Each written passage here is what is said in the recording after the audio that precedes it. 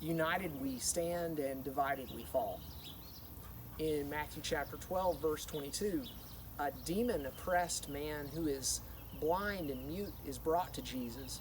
Jesus drives out the demon. He restores the man's sight. He restores the man's speech.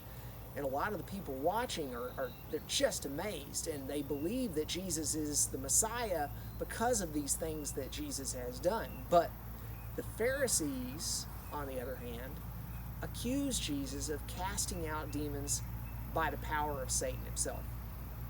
Jesus knows the thoughts of the hard-hearted Pharisees, and in Matthew 12, verse 25, we read some interesting words, I think. Knowing their thoughts, he said to them, "Every kingdom divided against itself is laid waste, and no city or house divided against itself will stand. And if Satan casts out Satan, he is divided against himself. How then will his kingdom stand?" Not only does Jesus point out the absurdity of Jesus attacking Satan by Satan's own power, but he makes a point that really has a lot of applications, that a kingdom divided against itself cannot stand. And this is true in any setting, the church being no exception. As Christians, we have common ground with other spiritually minded people, with other Christ believers. Even though we may not agree with each other in every area, we should celebrate our commonalities, working through our differences in a loving way and embracing the beliefs that we share. As followers of Jesus, what we have in common, by the words of Paul, as followers of Jesus, what we have in common is more important than our areas of difference. As a matter of fact, let's look at Paul's words in his letter to the Christians in Galatia, Galatians chapter 3, verse 26. Paul says, "For in Christ Jesus you are all sons of God through faith. For as many of you as were baptized into Christ have put on Christ. There is neither Jew nor Greek, there is neither slave nor free, there's no male and female, for you are all one in Christ Jesus. And if you are Christ's, then you are Abraham's offspring, heirs according to promise." When we put on Christ, our differences lose their significance.